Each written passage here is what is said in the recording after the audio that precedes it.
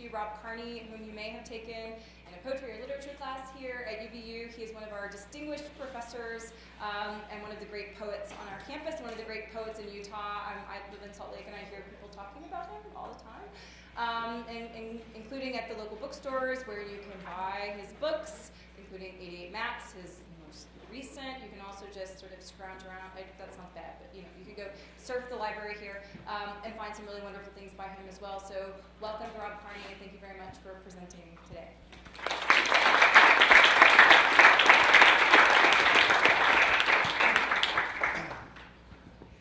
Hi, and thanks for coming, especially the students. Does this sound reverby back there? No? Sounds okay? Maybe it's just my ears. Especially the students who are in my class, which would be meeting right now in a different room, but I tricked you. So, I'm going to do some poems that I think align, well, hopefully well, with the whole theme of the conference, the humanities and natural sciences. So I'll start with a science poem, just about the scientific method. It's called Field Investigation and Summary Conclusions. 1. It can't be coincidence. 2.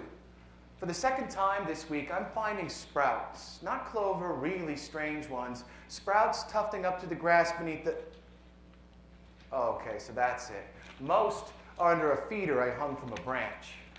3, lately the birds have been full tilt devouring, not scrapping around after seeds they've dropped and scattered, and now who knows what kind of bite-sized jungle is going to grow in my front yard. 4, I can't explain why this makes me happy, but 5, I'm smiling, and that's no coincidence. I'm standing still in the new spring morning, smiling ahead at the future. 6, at ferns fanned wide as peacocks, at Spanish moss and sunflowers, at vines decked out in nectarines, and 7, veils of steam like forest lingerie, and 8, my cat crouched flat in the shadows, the image of ambush and zen. 9, it can't be coincidence, can it? This blonde drifting by in a cotton dress now, thinking it's her I'm admiring and smiling back, smiling open as a sunflower. That isn't just chance. So yes, I wave too. I act natural. 10, but it's only an act. Really, my mind's up swinging in the tree limbs, jumping from hunger to impulse, ready to pull down a passing cloud and make rain. And this one's about physics. This book is called Because Summer Has 14 Kinds of Orange. Because summer has 14 kinds of orange, I want to see you catch this frisbee. But you're standing too close to the cliff edge and might fall off. I forgot to take your flying lessons. In the future, you thought, they'll invent new air. Something kind of spongy, so if you fall, you just bounce up again, like anti-gravity yoga, the phoenix pose, the morning slinky, and I don't know, you're probably right about that. It makes sense. But I can't help wishing you'd listen. And sometimes put on your flying costume. I know a few places where it might be fun to soar. And this one's about paleobiology. I'm the only poet I know of in the history of poets who's ever written a poem about paleobiology. It's called After They Resurrect the Mastodon. After they resurrect the mastodon, I hope I win a golden ticket. Because rides are awesome, but who likes waiting in line? Imagine the view from atop its shoulders, all the way to the parking lot.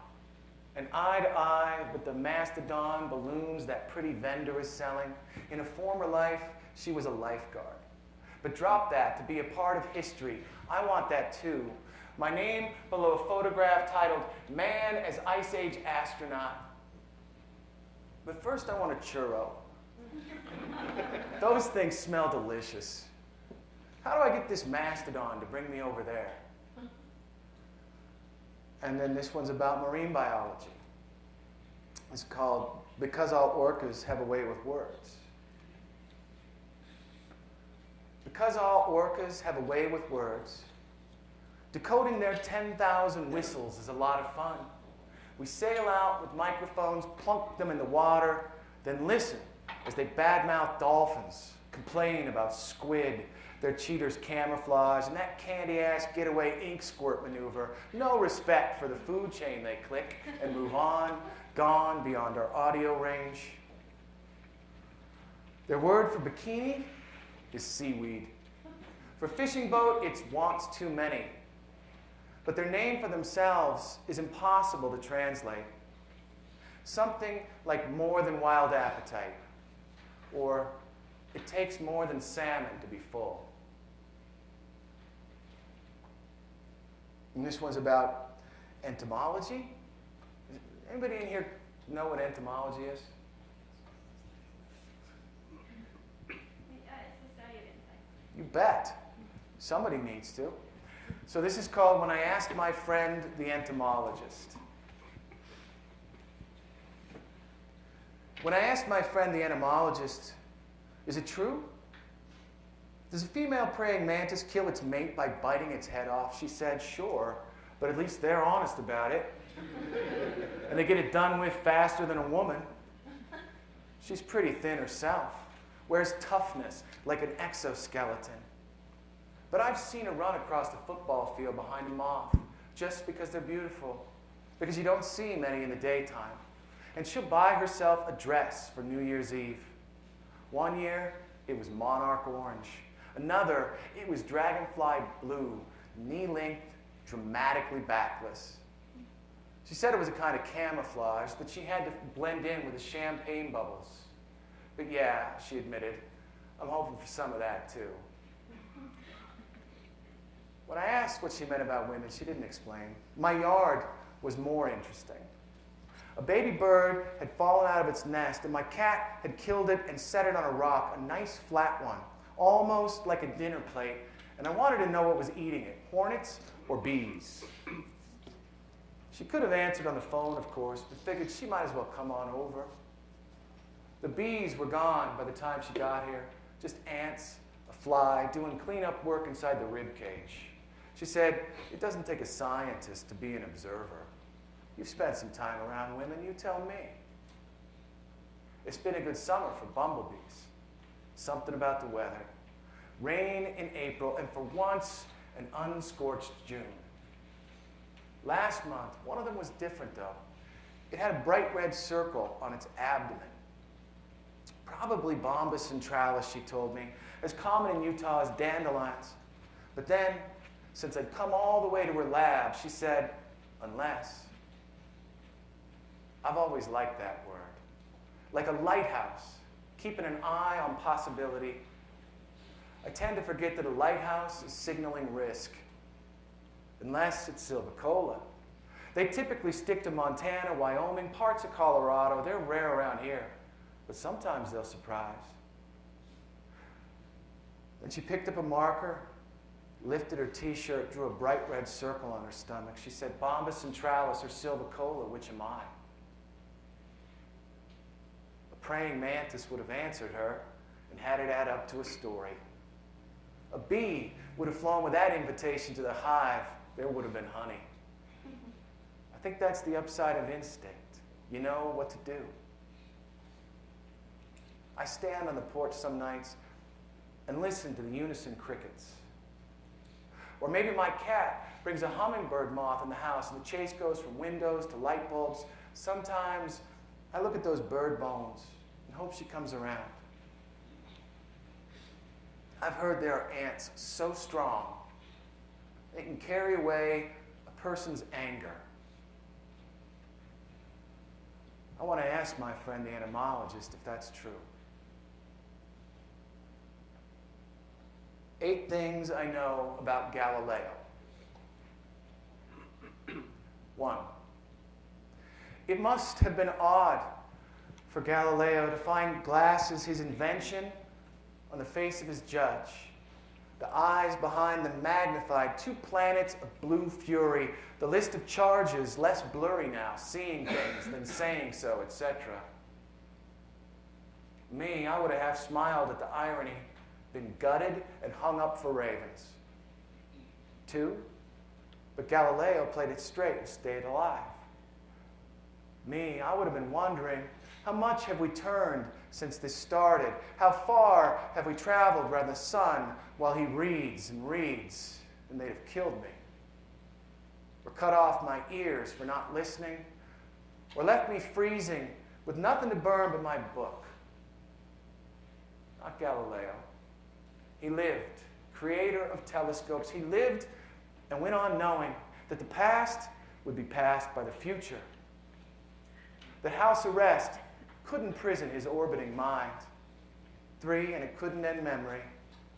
Like the first time the moon leapt closer, seeing the edges of shadows in its craters, the unreachable drawn almost near, too much to write it that night. And also so suddenly thirsty, walking to the fountain in the plaza and climbing in to drink. Or the nun who'd been kind to him, sharing a first taste of cinnamon all the way from some camel-traveled spice road. Why? And where did she get that powder? Why? And how such detonating fragrance? 4, the priest was sick, so she was his teacher. He was learning the Ave Maria, memorize, memorize, memorize again, while the water outside turned to water wheel.